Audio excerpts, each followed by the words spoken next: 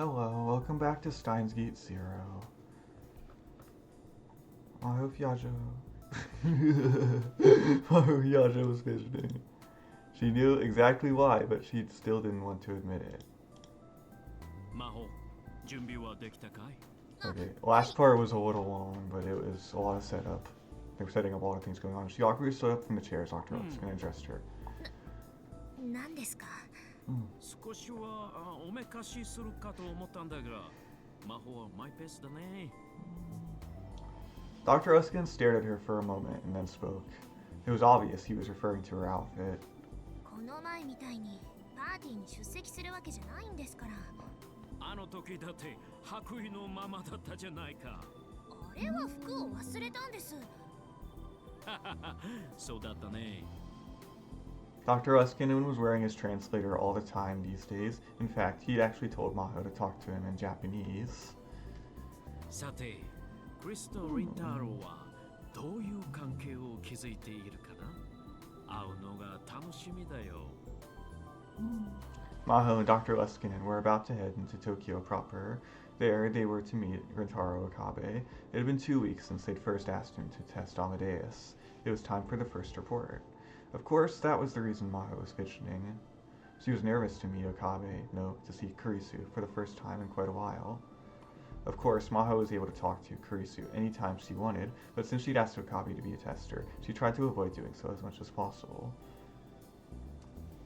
She didn't want her conversations to add any extra noise. 教授、出発する前に一つ聞いても? なんなるいと? なぜ岡部さんなんですか? Maho had wanted to ask Dr. Uskinen for that for a long time. If she was going to ask it though, now was the time. Dr. Uskinen thought for a minute. 嫉妬しているのかい, Maho? それは... She felt heat flush her face. In other words, he was right. Yeah, she was jealous of Okabe. Not that she wanted to admit it. 正直、納得はしていません。クリスの話し相手なら、他にも適任がいたはずです。例えば、君とか? そうは言いません。私は、クリスとも、アマデウスとも近すぎますから。リンタロウはいい青年だよ。本気でそう信じているなら、教授はお人よしです。人の本質を一度会っただけで理解することなんて不可能ですよ。もし彼が私たちに隠れて他の研究者にアマデウスを売り渡してしまったら、最初はそのつもりはなかったとしても、お金を前にしたら気持ちが揺らぐことだってあります。それが人間というものです。仮にリンタロウがアマデウスを売ったとしよう。それでどうなるかな? アクセス権を手に入れた何者かはクリスと仲良くなってアマデウスそのものを乗っ取ったりできるかな? それは... Maho asked herself the question and then realized the chance was almost zero. ありえません。そう、ありえない。なぜならそんな事態になればクリスの方が対話を拒否するだろうからね。アマデウスはそういう意味でとても面倒くさいシステムだよ。なかなかこちらの思い通りには動いてくれない。もちろんエムデウスが説得される可能性もあるだろうけれど、そのために私はモデルとなる人格にクリスと魔法を選んだとも言えるわけでね。Dr. Uskinen gave her a mischievous wink. 私もクリスも気難しいですからね。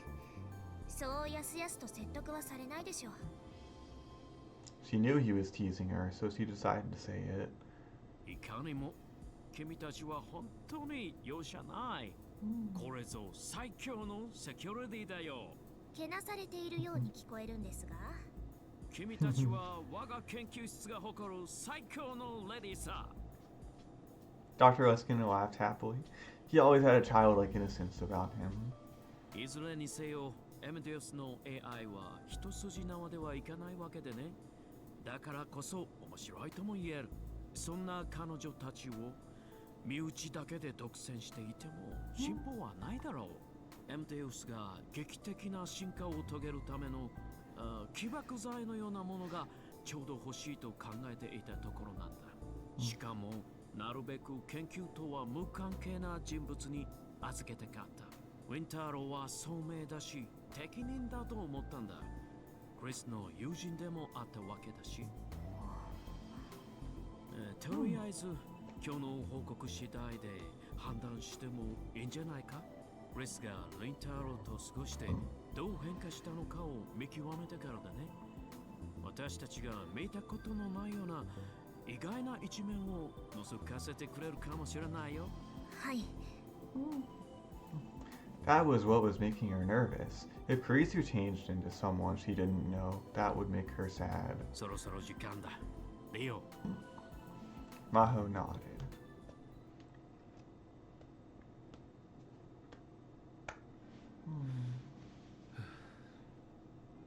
Oh, I walked into the grounds of Yanabayashi Shrine and quietly took a look around.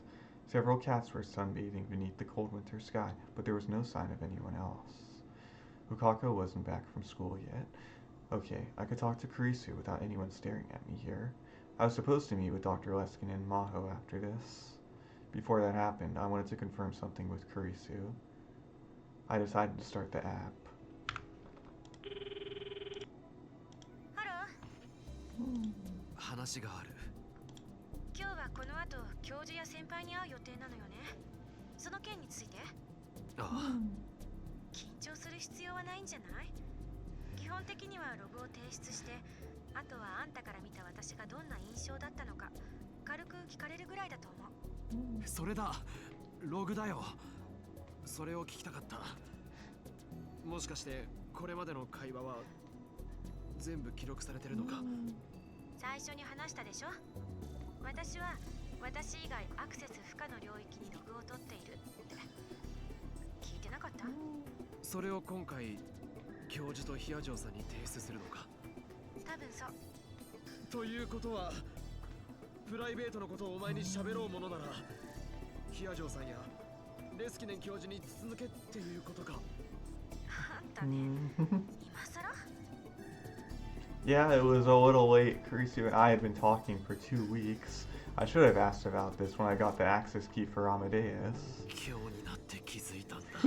なあ、俺これまでに何かまずいことを話さなかったか？例えば合コンでろくに女の子と話せなかったこととか、実家が八百屋さんなのにナスが嫌いなこととか。ナスは嫌いなんじゃない。苦手なだけだ。If that was all, I didn't really care. あんたが最初に私と話した時にクリスティーナって呼んだこととか。それについては忘れてくれ。人の記憶は曖昧で、時間が経てば経つほど主観が入り混じるし、物語が付与されていく。その内容がポジティブかネガティブかに関係なく、印象的な言葉しか思い出さないことも多い。それに引きずられて前後の会話の記憶はねじ曲げられていく。Huh? What was she talking about? それが悪いことだと言ってるわけじゃない。人の記憶というのはそういうものなんだから。でもアマデウスは人じゃない。まだ研究段階の不完全な AI よ。これは教授たちにとって大きな壁の一つなんだけど、実は人の持つ曖昧さをアマデウスはまだ完全には再現できていない。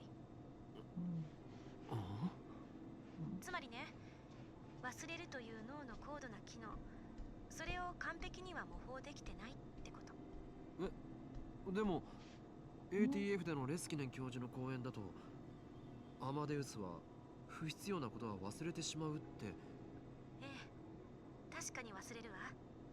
けど言ったでしょ、私たちはまるで秘密の日記のようにログを取ってるって。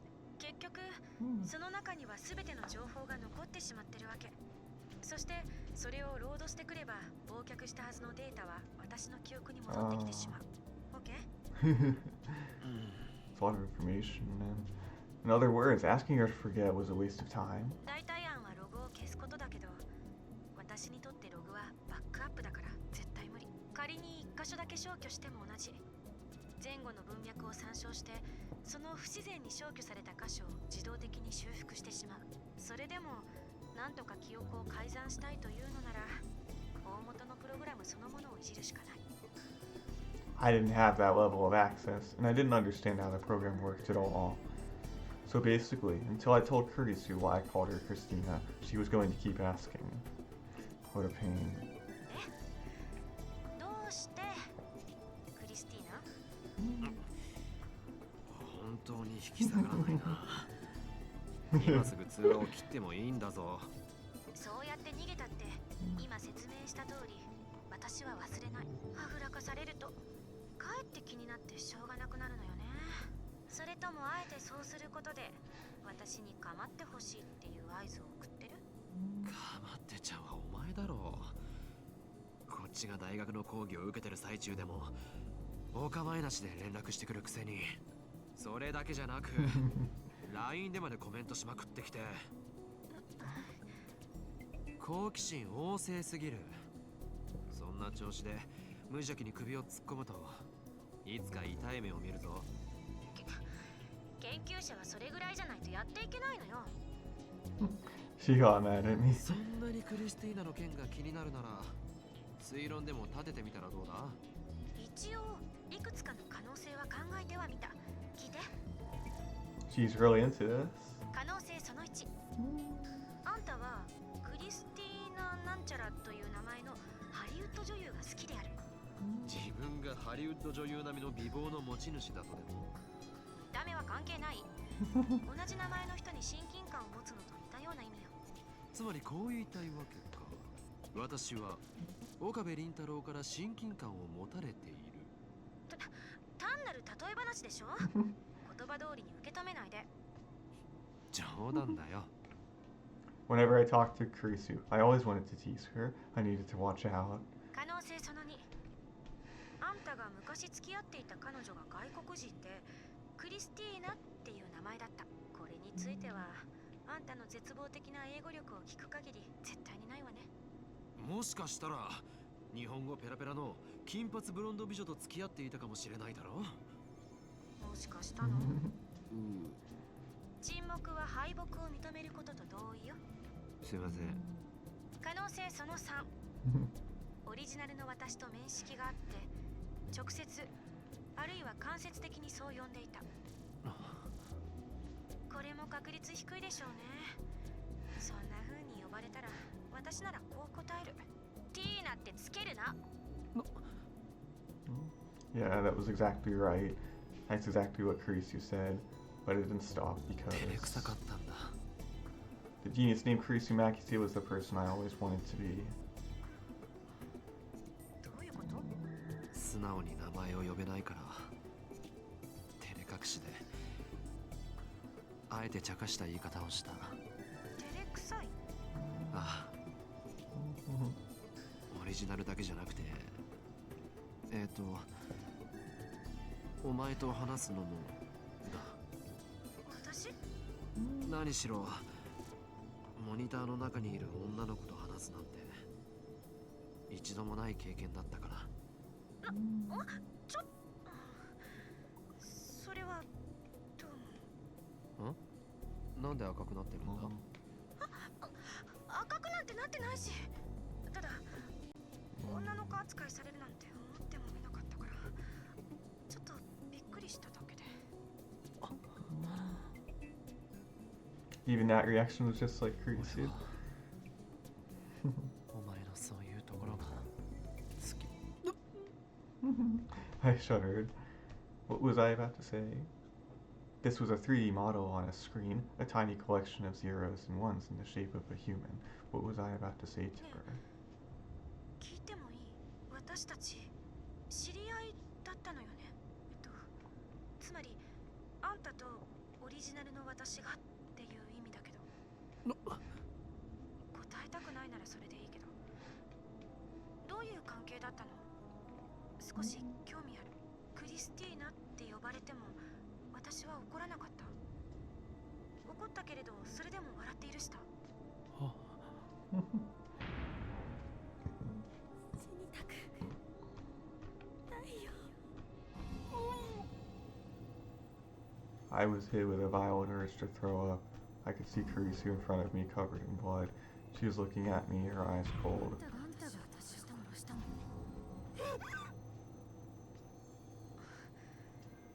うしたの？ねえ、顔が真っ青。 I touched the smartphone and ended the call. Then I became too dizzy to stand.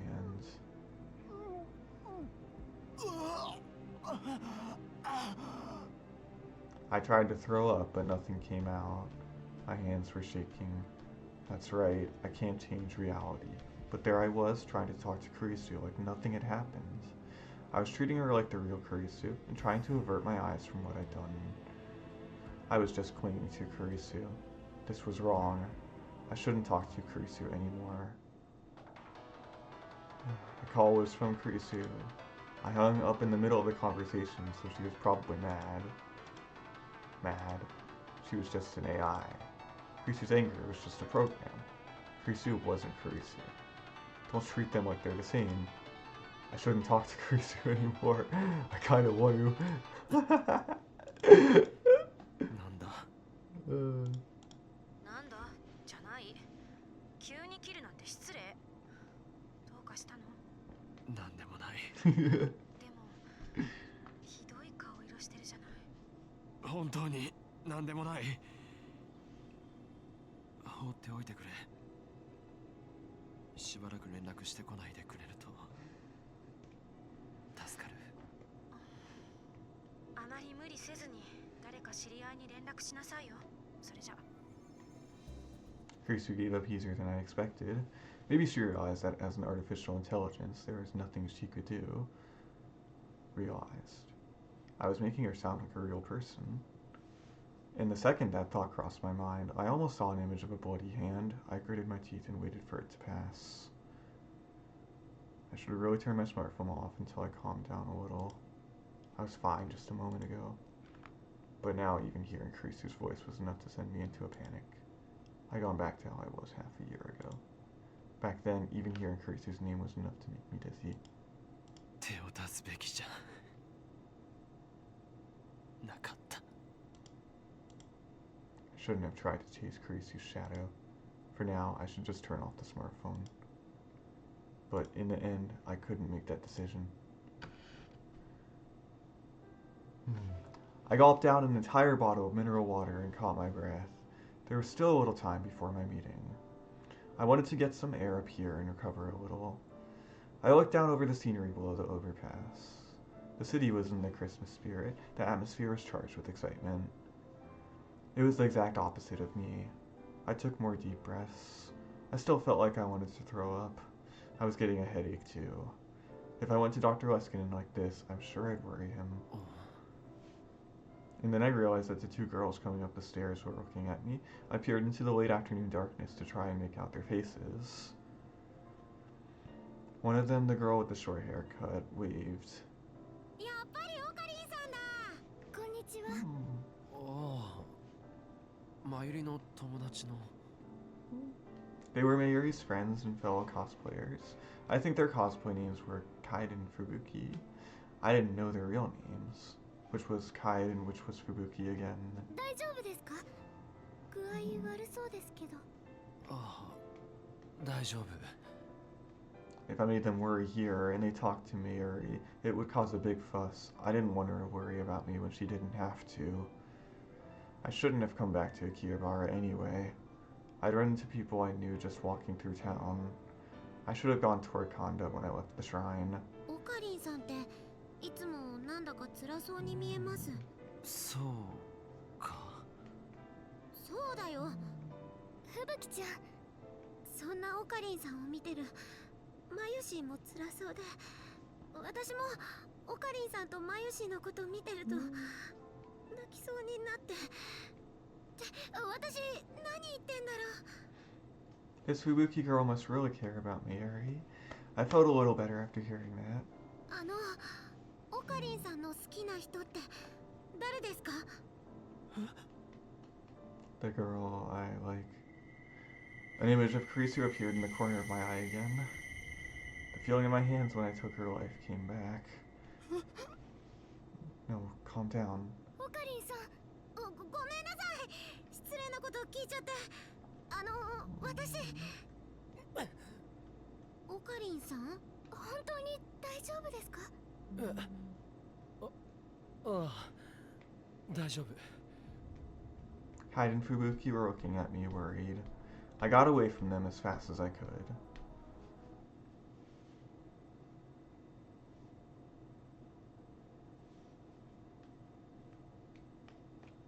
テスターを Uh, やめたいです。 It's really not going to get over this that easily at all. When I started the conversation with that, both Dr. Luskin and Maho looked shocked. We were meeting in a room at a luxury hotel in the heart of Tokyo. It felt like the sort of secret meeting you'd see in a spy movie, or maybe it only felt that way because the old me wasn't completely gone. いきなりそんなこと。無責任だわ。 Maho seemed to finally understand what I meant, and her anger was clear. 魔法、落ち着けなさい。このテストはむしろリンタロウの善意で成り立ってるんだよ。引き受けてもらえただけでもこちらとしてはありがたかった。ここで辞退しても無責任ということは決してないから大丈夫。 Dr. Luskin smiled and offered me his hands. I took hold of his giant hand and shook it back, but I looked down, unable to look him in the eye. すみません。ただ私としてもできれば続けてもらいたいんだよ。ざっとログを見たがかなり頻繁に話してくれているじゃないか。それに研究室で我々が相手をしていた頃とはクリスの話し方がだいぶ違う。人は社会的な生き物だ。相手と状況によって言動を変える。それをMDS でも再現できていると見ていいだろう。だからこそもうしばらくテストを続けたいんだ。 Oh, I hope you're being useful to them so far, ち Okabe. なみにやめようと思った理由は何かな。MDS と話すのが辛くなったかい？いえ、逆です。逆？アマデウスとクリスと話すのはとても楽しいんです。でもそれが怖くて。 And then I desperately tried to explain the feelings that were welling up within me, even though I still didn't understand them myself. I told him how scared I was that I was starting to see Kurisu and Kurisu as the same person. やはり君に負担をかけてしまったね。本当にすまない。ただ君のその反応はとても興味深い。研究者ではない目線で MTS を捉えているという意味で私も勉強になるよ。こんな言い方や感じ方になってしまうのを許してほしい。何しろ根っからの研究者なものでね。いえ、こっちもわがまま言っているのは分かっているんです。 Maho hadn't said a word for a while. She was frowning, and she seemed to be intently focused on studying Amadeus' logs. I didn't want her looking at me, because it made me feel guilty, but... 分かった。テストの事態については君の望む通りにしよう。ただ、アクセス権は君のスマートフォンにそのまま残しておいて構わないかな？え？今後、MDS と話すのも話さないのも君の自由だ。クリスの方からは君に連絡しないように言っておくから。私たちと君との関係を今日これで終わりにはしたくないんだ。せっかくできた日本の友人だし、それに魔法も寂しがるしね。教授わかりました。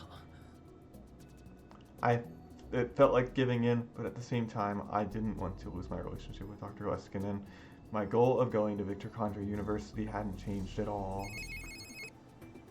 And then Dr. Leskinen got a call on his smartphone. おっと、失礼。ちょっと電話してくるよ。魔法、その間にリンタロウと仲直りしておくようにね。Dr. Leskinen left the room with a mischievous wink. I was alone with Maho. ごめんなさい。さっきは怒鳴ったりして。いや、教授の言う通り、こちらがお願いしている立場なのに、アマデウスは今の私にとっては姉妹、子供みたいなものだから、それを投げ出されたように思えて、つい。力になれなくてすまない。あなたの気持ちも分かっているつもりよ。あるいはつもりだったかしら。 Maho sighed again. 自己嫌悪だわ。ダメね、私。多分前頭前皮質がひねくれてできてるのよ。そうに違いないわ。は前頭前皮質は人格を形成する部位の一つね。情報のフィルタリングを行うこともあるわ。己の中の認めがたい情報を遮断したり、自己欺瞞を行ったり。よくわからない。要するにむき出しの情動を隠そうとしてとっさに嘘をついたりするのよ。他人だけじゃなく自分自身にもね。今の私みたいに難しい言葉を並べて自分を取り繕ってやろうとか、こういうことも前頭前皮質がやってるんだと思うわ。 That would apply just as well to the old me, Kyoma Hyun. When I realized that, there was nothing I could say. 誰でもそういうことってあると思う。私は特別ひどいのよ、多分。今後も気が向いたらでいいからアマデウスを構ってあげて。ほんの短い時間でもいいの。考えておくよ。ありがとう。 Maho flopped back onto the No. sofa. 聞いていいか。クリスの母親のこと。お、前にパーティーの時、君とレスキネン教授が話しているのが偶然聞こえたんだ。クリスの家に何かあったって。ああ、あのこと。 Maho seemed to remember it quickly. She nodded. クリスのお母さんから電話があったの。家に放火されたんですって。What? 大丈夫なのか。ちょうどその日は留守にしていたから大丈夫だったそうよ。 That was a relief. After all that had happened, I really didn't want Kurisu's mother to have to go through any more. 私、クリスのお母さんには結構可愛がってもらっていたの。休日に家にもよく招待してもらってね。だから心配だわ。変なことに巻き込まれていなければいいのだけど。変なこと。 I noticed the way she said the phrase. A cold chill ran down my た back. だの放火じゃないのか。それが。 Maho seemed unsure if she should tell me. ヒアジョーさん。I urged her to speak. She nodded slightly. それが、最初は地元の警察が捜査していたらしいのだけれど、その後 FBI を名乗る人たちが来たらしくて。 FBI？ ええ、FBI が出てくるような事件じゃないのによ。それと放火した犯人を隣の住人が目撃していたそうなんだけど、その証言によると犯人はただの放火犯には見えなかったって。というと。複数犯でね、なんだか特殊部隊みたいだったって。ほとんど何も喋らず、火をつけたらすぐ近くに止まっていた車に乗り込んで去っていったそうよ。こんな言い方が正しいかどうかわからないけど、手際がすごく良かったみたい。火の回りも異常なほど早かったらしいわ。 Was she trying to say that it was no ordinary arson, but the work of a professional? I couldn't laugh away the possibility. I knew for a fact there were people like that in this world.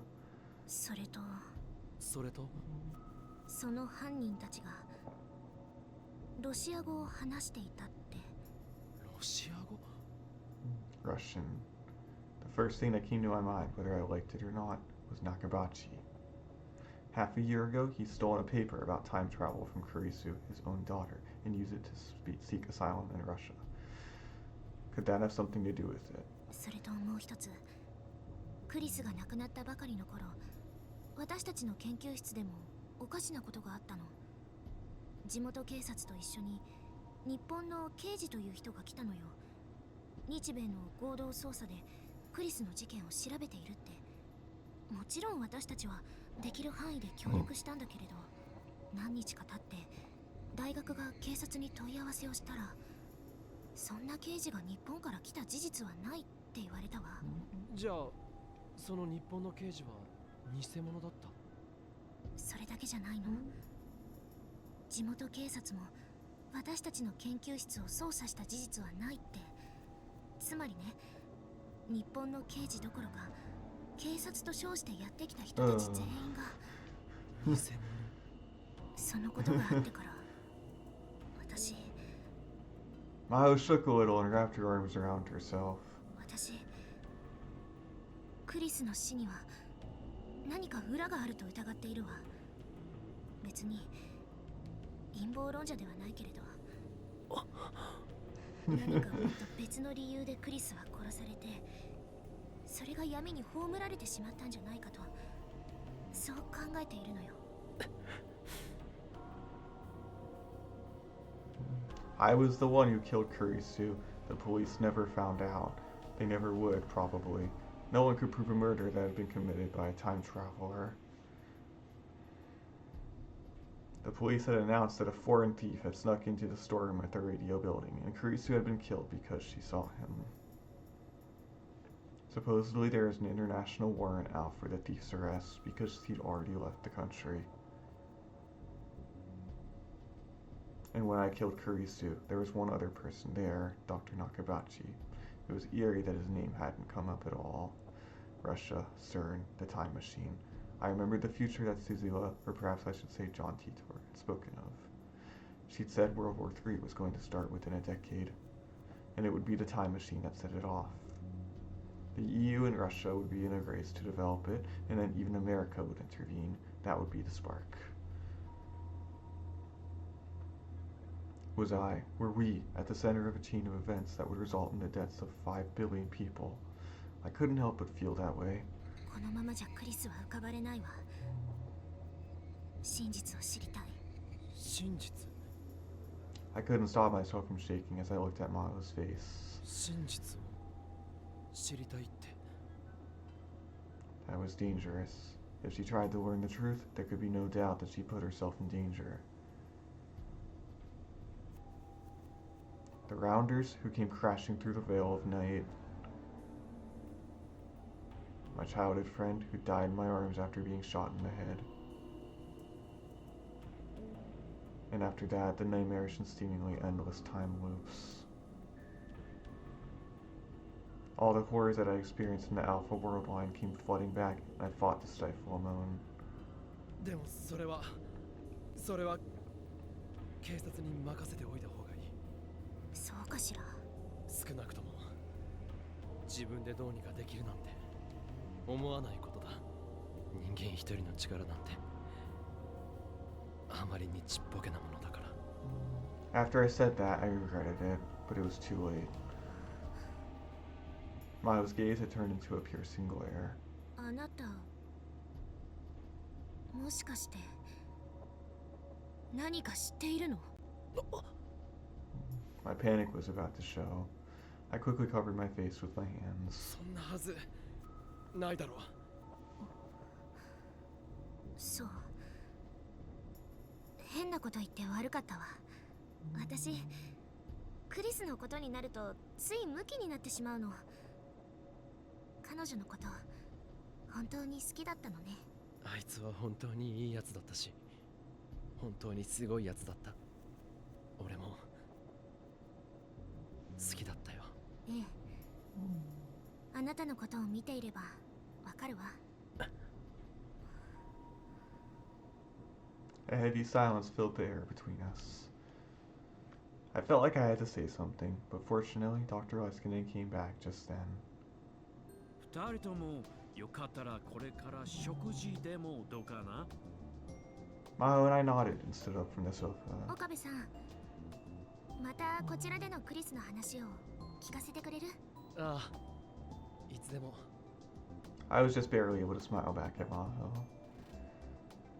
I saw a dark blue van come around the corner of the underground parking lot. Its tires squealed a little.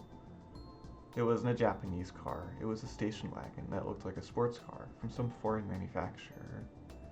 I didn't know a lot about cars, but supposedly if you purchased it from a dealer, it could easily go for over 8 million yen. The reason I knew all this was because the car's owner had told me over and over.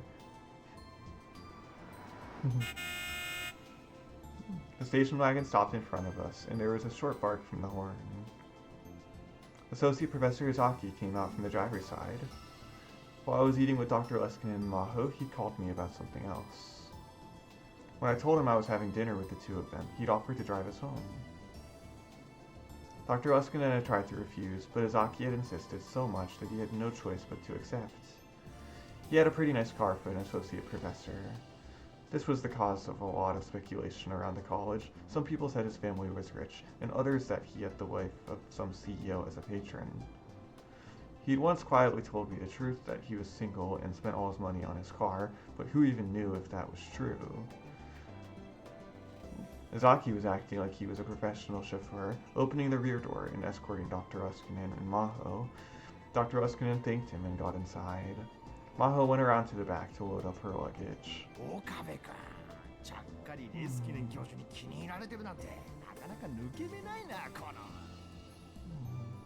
He grinned and poked me with his elbow.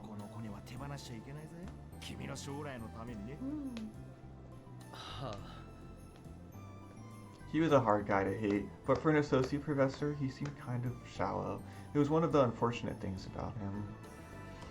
He waved to me and opened the driver's side door. What was that sound? About the same time I heard the strange sound. A hole appeared in the window of the front passenger side. Ugh. Izaki screamed and fell back on his butt. The rear window exploded. Oh no.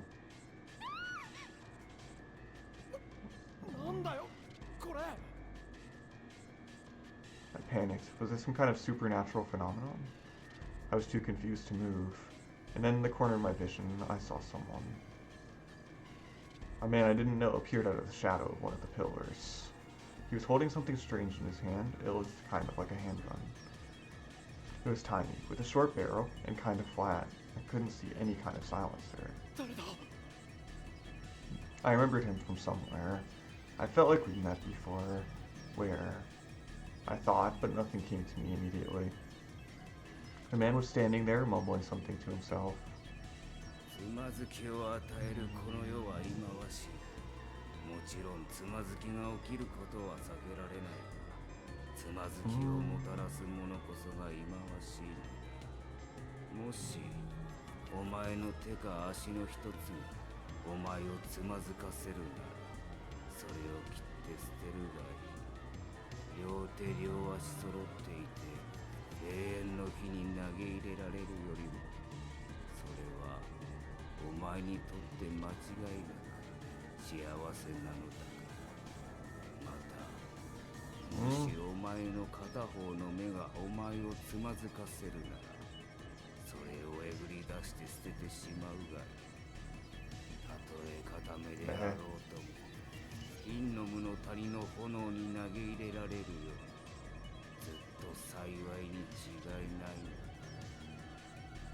There was an aura of intensity and madness about the man as he pointed his gun at us again.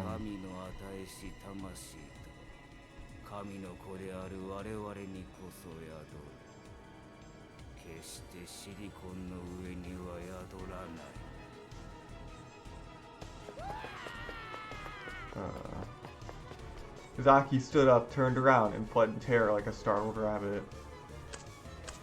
That sound again. It was so soft and light. I couldn't even imagine that it was a gunshot. But this time, the car's windows didn't break. And it didn't blow a hole in me either. It missed. Was he too focused on Izaki? But you won't be that lucky again. Move. I pushed Maho into the back seat and crawled into the driver's side. Thankfully, the engine was still running. I slammed down on the pedal without even bothering to shut the door. The sound of a powerful engine shook the underground air. The attacker flinched at the incredible noise and vibration. But the car didn't move forward. It didn't move an inch. Shift! Dr. Luskin and Maho were keeping their heads low in the back seat and shouting loud enough to be heard over the engine. I took my foot off the accelerator. I glanced over at the gear shift. It was stuck next to the end. どうすりゃいいんだ。あなた免許は？持ってない。 And then, through the windshield, I saw the attacker ready his gun again. He was aiming at me. The look in his eyes told me he was ready to kill without hesitation. 魂はシリコンの上には宿らない。 Cracks like a spider web appeared in the windshield. Something went past the side of my head. I felt a sharp pain, and at the same time a ringing in my ears. And all the other sounds faded away and started to disappear. I felt myself passing out. And then Maho jumped over the seat and slid into the passenger side. My mind was pulled back to reality. I slammed the door shut just as she told me. Maho shifted from neutral to drive and leaned over on top of me to grab the wheel. I slammed the accelerator so hard that for a moment the wheels were almost spinning in place, then the car leapt forward. The attacker was getting closer. We were going to hit him. I was about to take my foot off the accelerator when Maho shouted. I gritted my teeth and did as she said. But there was no impact. Evidently the attacker had leapt away at the last second to avoid being crushed. But there was no time to confirm it as the car raced through the parking garage. We were going too fast, and since Maho was controlling the car from the passenger seat, she couldn't keep it going in a straight line. The car spun to the left and right, and I was almost flung out the broken window. I grabbed onto the edge of the seat as hard as I could. We headed for the exit, slamming into walls and pillars as we went. あいつ何なんだ。知らないわ。右だ。右。 I could see an exit sign right in front of us. 曲がりきれない。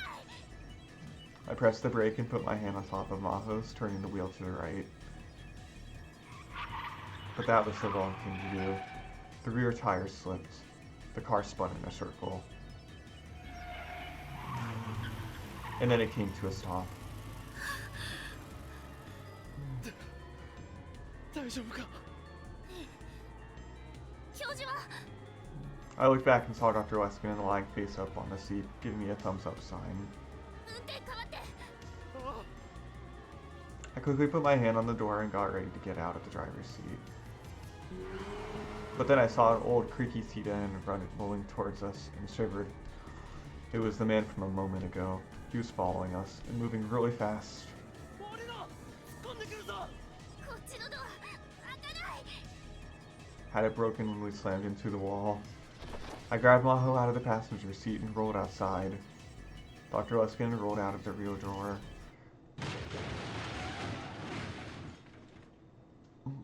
It was less than a second afterward that the sedan hit. If we'd been even just a little too slow, we would have been turned into mincemeat.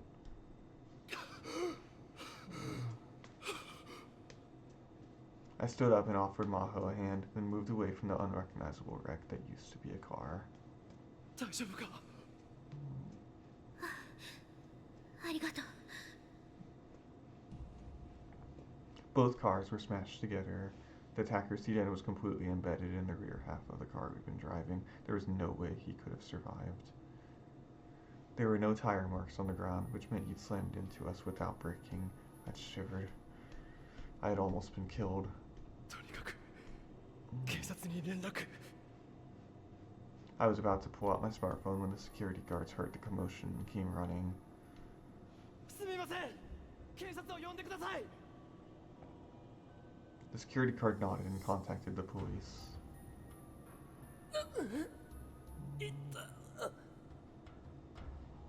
I could feel a pulsing ache on the side of my head. A shot from the gun had grazed me. I hadn't felt that pain at all while I was driving.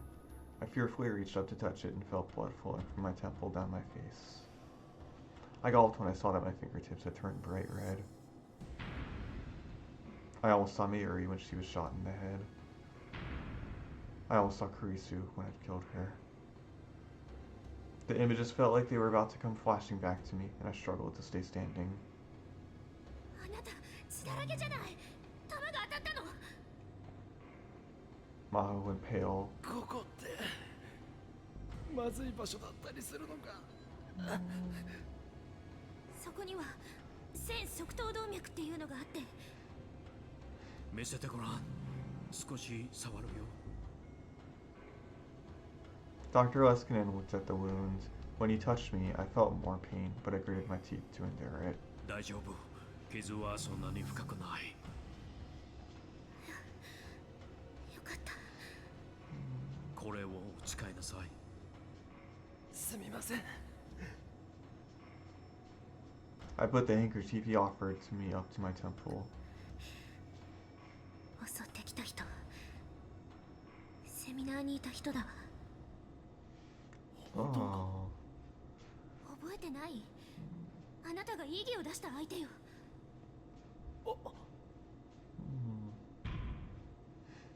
That's right. It sounded like he was insulting Kurisu, so I shouted, "Objection!" at him. That was the guy. Was this his way of getting back at me? Not a chance. 神の与えし魂とは神の子である我々にこそ宿る。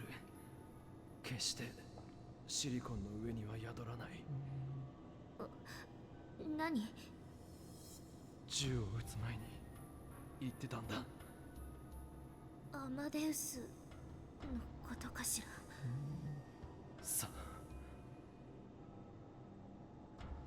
I could faintly hear police car sirens in the distance. The hotel security guards and staff were starting to gather. なあ、この状況どう説明したらいいんだ。ありのまま言うしかないわ。私たちだって何が何だか。 And then Maho's eyes went wide. She, Dr. Leskinen, and the crowd were all staring at a single point. I looked too, and almost screamed. つまずきを与えるよがもたらすものが忌まわしい。 The man crawled out from the wreckage of the sedan, covered in blood. And then he staggered to his feet. He looked like a zombie. All his limbs except the one holding the gun were pointed off in impossible directions, and I could see what looked like bones sticking out from him. His stomach was torn open, and each time he crawled forward, I could see major organs covered in blood falling out of the hole. But he moved toward us as if he felt no pain at all. It was such an awful sight that no one could speak. The man steadily aimed the gun towards Dr. Leskinen. He must have been on the verge of death because his arm was flowing around too much to aim, but Dr. Leskinen's expression was pure terror, and he seemed unable to move. もっとく魂今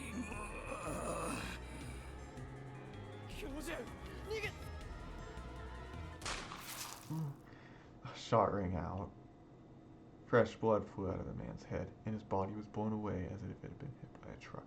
He fell to the ground, still clutching his gun. He tried to crawl forward anyway, but soon twitched and stopped moving. The crowd began to scream. The attacker had been shot. Did he shoot himself? No, that gunshot was clearly different than the last ones. Who had just fired? I looked around. I could see several policemen coming from the entrance, but none of them had their guns drawn. In the crowd was nothing but security and hotel staff. I couldn't see any of them carrying a gun. So who had fired, and where had they fired from? And the way they took the attacker's head off with a single shot. Not just anyone could do that.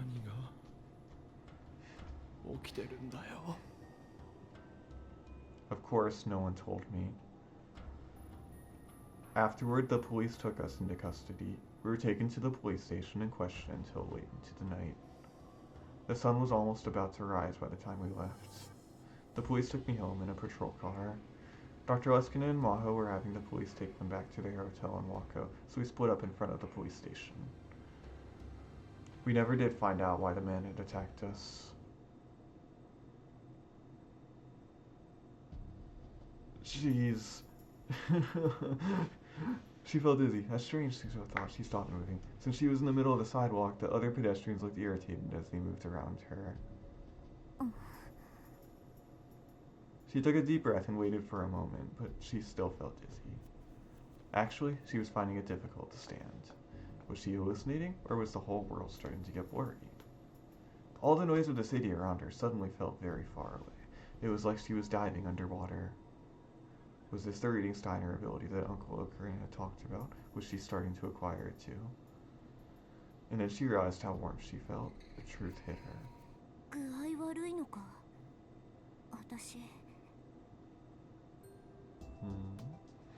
She somehow managed to stagger back into the lab. It seemed she was worse off than she thought. If she could have, she would have fallen to her knees right there. During the war and afterward, when she joined up with her dad's organization, she'd been hurt badly enough to go into a coma several times. But this was the first time something like this had happened since she became a time traveler.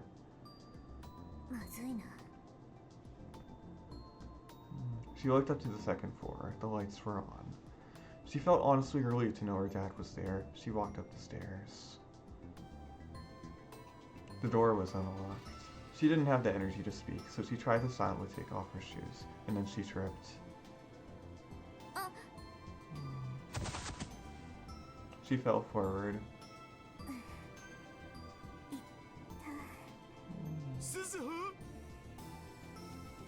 Rintarou was in the room. He saw her and ran over.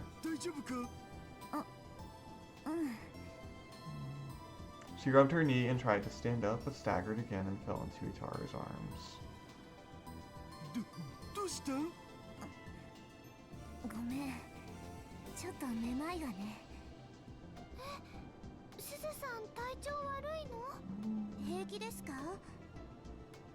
When she heard those voices, Suzuha finally realized that Yuki and Mayuri were also in the room. She'd let her guard down, she realized. Yuki seemed unconcerned by Suzuha's obvious uneasiness. She walked over with a serious expression on her face.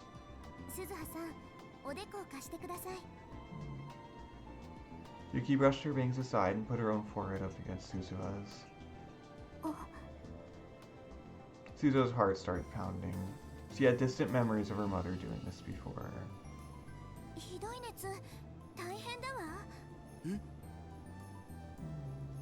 Rintarou put his big hand up to Suzuha's cheek as well.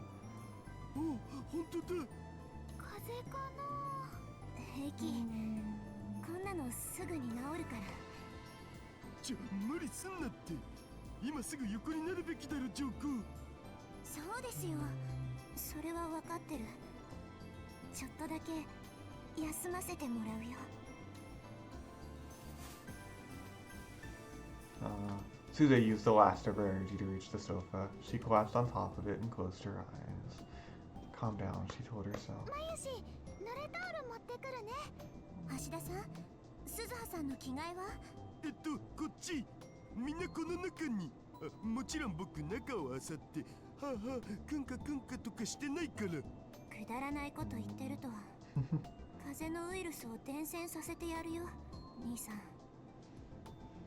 Suzuha kept her eyes shut as she complained.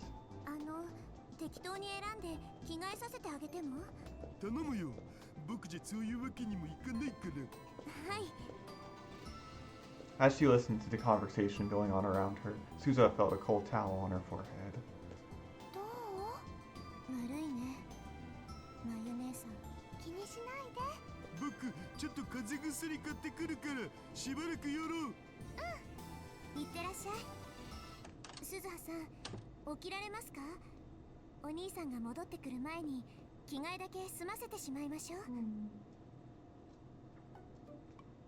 Suzuha opened her eyes. Yuki was standing over her and looking down.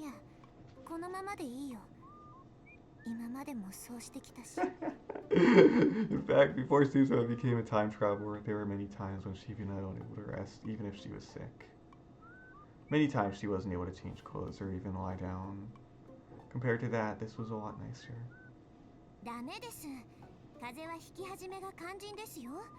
でも It's interesting how this is a mix between ADV and NVL mode. Yuki was a little more forceful than usual as she tried to take Suzuha's clothes off. Suzuha jumped up surprised. わかった。やるよ。自分でやる。汗びっしょり。まゆりちゃん、乾いたタオルはある？ああ、はい、これ。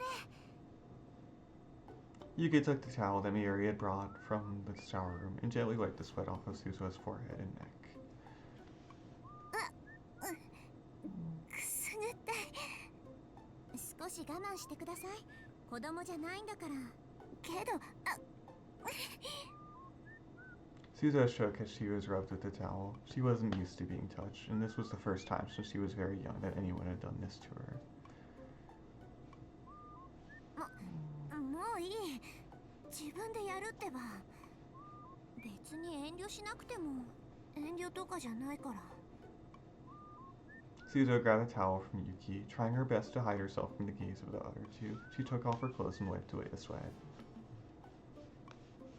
Her face felt really hot. She didn't know if it was because of the fever or not, but she was finding it difficult to think straight. これでいい？はい、よくできました。あとはこれを着てください。She grabbed a new pair of underwear and clothes from Yuki. Still trying to hide herself, she put them on. When she lay back down on the sofa, Yuki put a blanket on her. まゆりちゃん、このお部屋って洗濯機はないんだっけ？いつもそれで困るんだよ。まゆし、後でコインランドリーへ行ってくるね。そんなことまでしてくれなくていいってば。こういう時はお互い様ですよ。そうだよ、すずさん。お腹は空いてます？何か食べられそうですかSuzuha looked at Yuki, then Mayuri, and was about to mumble another refusal, but in the end she gave up and pulled the blanket up to her nose. This was really hard. お腹はそんなに。でも薬を飲む前に食べておかないと。おかゆなんかどうかな。それいいね。じゃあすぐに作りますから、ちゃんと寝ていてくださいね。うん。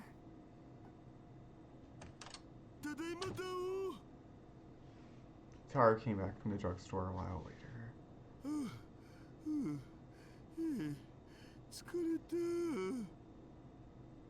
He was really out of breath. He must have gone running there and back. You're only exhausted because you never exercised, she thought to herself. But for some reason, the sight of her exhausted father made her happy, and she quickly shook her head. ご苦労様、ダル君。これからおかゆ作るんだ。それを食べたら薬を飲ませてあげてください。オキドキ。Tara walked over to Suzuha as he answered. 具合はどうなん？よくない。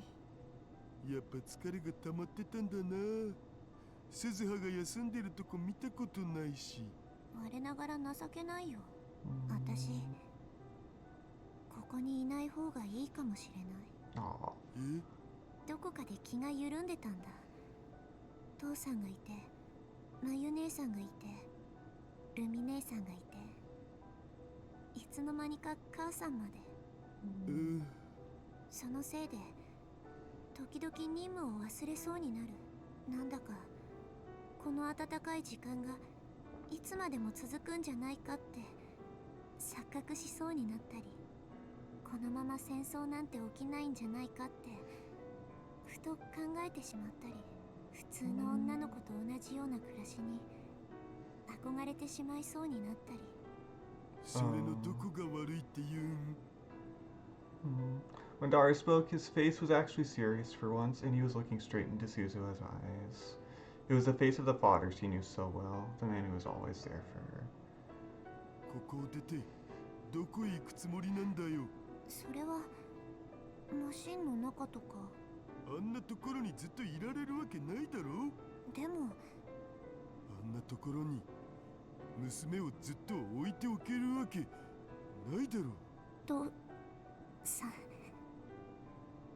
For a moment, Suzuha was about to cry. She squeezed the blanket as hard as she could to stop herself. っとなんかマジレスしちゃった。 Okay, sweet. That's good.